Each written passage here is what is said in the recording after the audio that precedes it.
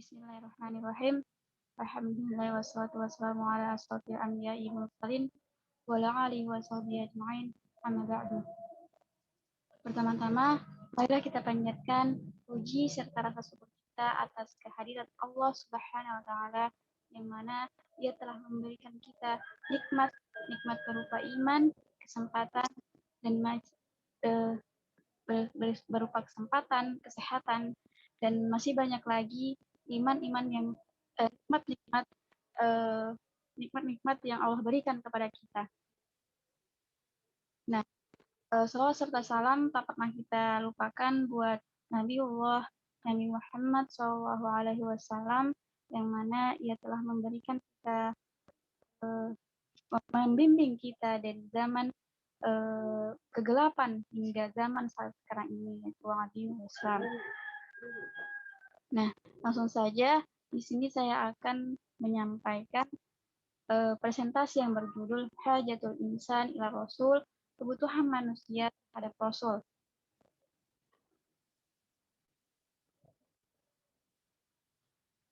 Hajatul Insan ila Rasul, al-insan itu terlahir sebagai fitrah.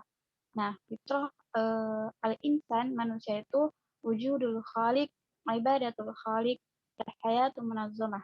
Nah, untuk mengembalikan fitrah al-insan, manusia ini, yaitu Allah menurunkan hidayah Rasul. Nah, setelah adanya hidayah Rasul, kemudian manusia kembali mengenal penciptanya, ma'rifatullah, dan adanya minhajul hayah, yaitu pedoman hidup. Nah, setelah manusia memiliki mengenal penciptanya dan memiliki pedoman hidup, manusia akan beribadah dengan benar. Manusia pertama, ketika Allah menurunkan Nabi Adam alaihi salam serta istrinya Hawa ke bumi, kemudian mereka memiliki anak.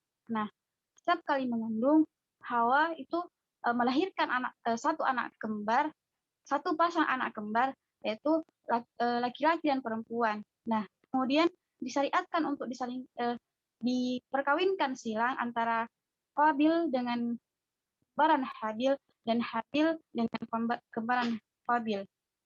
Nah, tidak disyariatkan dikawinkan silang sesama saudara kembar sendiri. Nah, kemudian perkembangan manusia. Manusia berkembang menyebar ke berbagai tempat. Nah, kemudian mereka bersuku-suku, berkabilah-kabilah. Nah, mereka hidup tanpa petunjuk sehingga menyimpang dari kebenaran. Nah, untuk mengembalikan kepada kebenaran ini, Allah Subhanahu wa taala mengutus rasulnya untuk mengembalikan mereka ke jalan kebenaran. Nah, biasanya rasul yang diutus oleh Allah Subhanahu wa taala itu berasal dari kaum mereka sendiri. Di dalam hadis riwayat Imam Ahmad, Rasulullah SAW berkata, jumlah nabi yang pernah diutus oleh Allah Subhanahu wa taala dalam rentang sejarah ini yaitu berjumlah 124.000 nabi. Nah, dan terdapat 313 rasul dari 124.000 nabi tersebut. Nah, yang kita ketahui dari Al-Quran, nama-nama nabi itu hanya berjumlah 25 nabi. Nah, dalam Quran surah Ghafir ayat 78 itu yang punya seperti ini, walaqad arsalna rasulan min qablika minhum qasasna 'alaika wa minhum man lam naqsus 'alaika. Dan sesungguhnya telah kami utus beberapa rasul sebelum kamu, di antara mereka ada yang kami ceritakan kepadamu, dan di antara mereka ada yang tidak kami ceritakan kepadamu.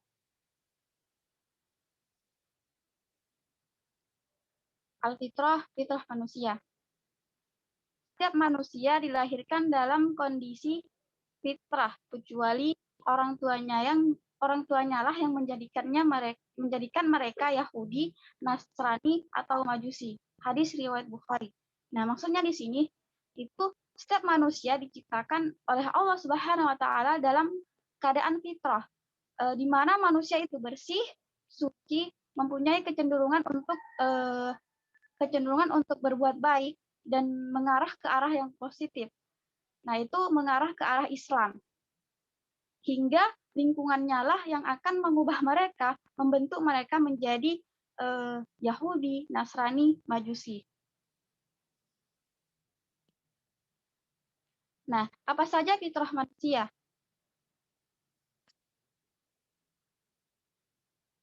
Nah, fitrah manusia itu yang pertama, wujudul khaliq, mengakui eksistensi pencipta. Dalam surah Al-A'raf ayat 172, ketika Tuhanmu mengeluarkan anak-anak Adam dari sulbi mereka, dan Allah mengambil kesaksian terhadap mereka, bukankah aku Tuhanmu? Mereka menjawab, betul, engkau Tuhan kami.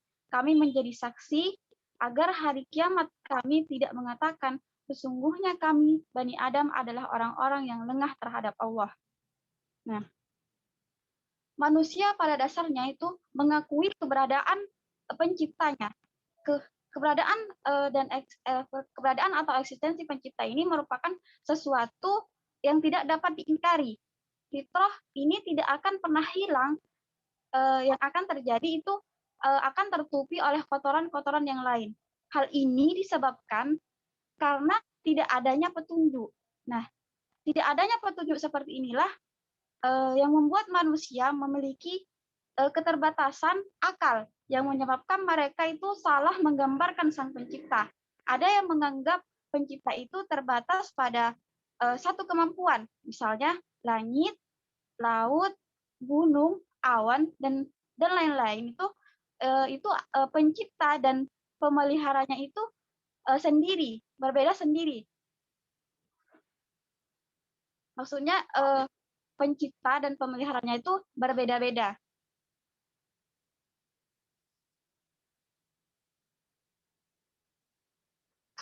Nah, kedua, ibadatul khaliq, beribadah pada pencipta. Manusia memiliki naluri untuk menghormati, mengagumi, mensucikan, mengkultuskan zat yang dianggap tinggi. Nah, akan tetapi karena tidak adanya petunjuk, terjadinya beberapa penyembahan. Ada yang menyembah berbagai dewi-dewi, binatang, arwah, bintang, matahari, malaikat yang dianggap sebagai anak perempuan Allah. Itu merupakan kepercayaan oleh kafir Quraisy. Dan ada juga yang menyembah berhala-berhala.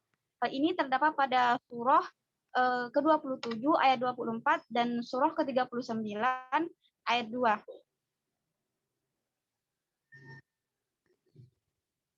Nah, kemudian al-hayatu munazzamah, hidup yang tertata. Fitrah juga mendorong manusia untuk hidup secara teratur. Contohnya manusia itu hidup berkelompok-kelompok, yaitu yang ada pada surah ke-49 ayat 13. Nah, manusia juga menunjuk satu orang jadi pemimpin. Nah, kemudian manusia juga mentaati peraturan yang sudah ditetapi bersama atau yang ditentukan oleh pemimpin.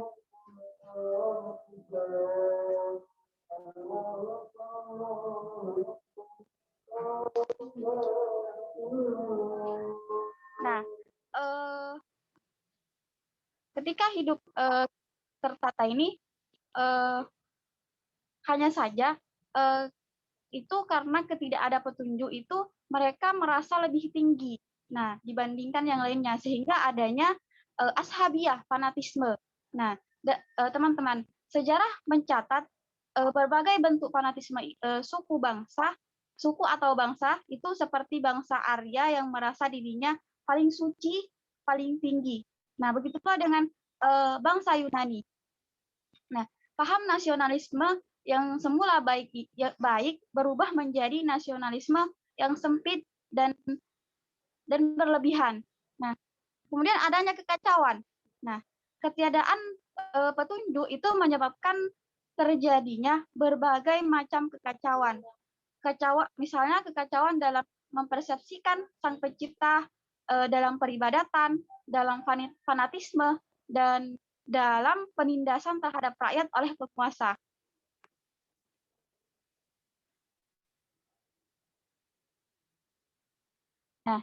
petunjuk Rasul, hidayatul Rasul. Nah, untuk mengembalikan fitrah manusia itu mengatasi kekacauan, untuk mengembalikan fitrah manusia, mengatasi kekacauan tadi, ashabiah tadi, itu kemudian Allah menurunkan hidayah Rasul, petunjuk Rasul. Nah itu ada pada surah ke-42 ayat 52, wa innaka latahdi ila syiratim mustaqim, dan sungguh engkau benar-benar membimbing manusia ke jalan yang lurus. Nah, petunjuk itu berupa wahyu yang Allah turunkan kepada Nabi dan Rasul, dan diantaranya ada berupa suhuf, itu terdapat pada surah ke-87 ayat 18 sampai 19, dan diturunkannya juga kitab-kitab terdapat pada surah kedua ayat 2. Nah, setelah adanya petunjuk Rasul, adanya hidayah Rasul, kemudian manusia kembali mengenal penciptanya, ma'rifatul khaliq. Nah, dengan petunjuk itulah manusia dikenal oleh para rasul tentang pencipta satu-satunya, yaitu Allah Subhanahu wa taala. Nah, dalam surah Al-An'am ayat 102 itu yang bunyinya zalikumullahu rabbukum la ilaha illa huwa khaliqu kulli syai'in fa'budu wa huwa ala kulli syai'in wakil. Itulah Allah, Tuhan kamu. Tiada Tuhan selain Dia, pencipta segala sesuatu, maka sembahlah Dia. Dialah yang memelihara segala sesuatu. Nah, hakikat-hakikat Tuhan lain. Nah, pertama itu tidak dapat memberikan manfaat dan mudarat. Itu terdapat pada surah ke-13 ayat 16, terdapat pada surah 21 ayat 66, dan surah ke-26 ayat ke-37. Nah, hakikat Tuhan lain itu yang kedua dibantu bukan membantu. Itu terdapat pada surah ke-21 ayat 68. Ketiga, tidak dapat mendengar doa. Ini terdapat pada surah ke-26 ayat 72. Keempat, nama-nama yang diada-adakan sendiri bukan Tuhan yang menentukan namanya. Nah, itu terdapat pada surah 53 ayat 23 dan surah ke-12 ayat 40.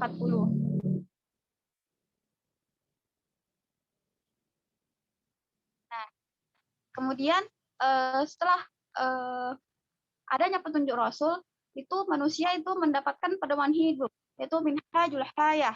Nah, ini para Rasul juga memberikan petunjuk tentang aturan-aturan yang seharusnya menjadi pedoman hidup manusia, bukan aturan-aturan yang dibuat manusia sendiri. Nah, pedoman hidup ini seharusnya mampu mengarahkan manusia pada jalan yang lurus. Nah, para Rasul juga tidak sekedar menjelaskan pedoman hidup secara teoritas saja, tetapi mereka juga menerapkan secara langsung dalam keseharian mereka. Nah, seperti dalam surah ke-60 ayat 4 itu, sungguh telah ada suri teladan baik bagimu pada Ibrahim dan orang-orang bersamanya. Dan terdapat juga pada surah ke-33 ayat 21, sungguh telah ada pada diri Rasulullah itu suri teladan yang baik bagimu. Nah, setelah mengenal penciptanya, adanya pedoman hidup, manusia akan beribadah dengan benar. Al-ibadatus shahihah. Berkat petunjuk Rasul, manusia mengenal Allah Subhanahu wa taala dengan benar, mengikuti pedoman hidup yang sejati, dan dengan begitu manusia akhirnya dapat beribadah kepada Allah Subhanahu wa taala dengan yang benar. Nah, dalam surah Al-Anbiya ayat 25 itu, wa ma arsalna min qablika min rasulin illa nuhi illa annahu la ilaha illa ana fa'budun, dan kami tidak mengutus seorang rasul pun sebelum engkau, melainkan kami mewahyukan kepadanya bahwa tidak ada Tuhan yang berhak disembah selain aku, maka sembahlah aku. Nah, sekian dari saya. Mohon maaf atas segala kekurangannya. Assalamualaikum warahmatullahi wabarakatuh.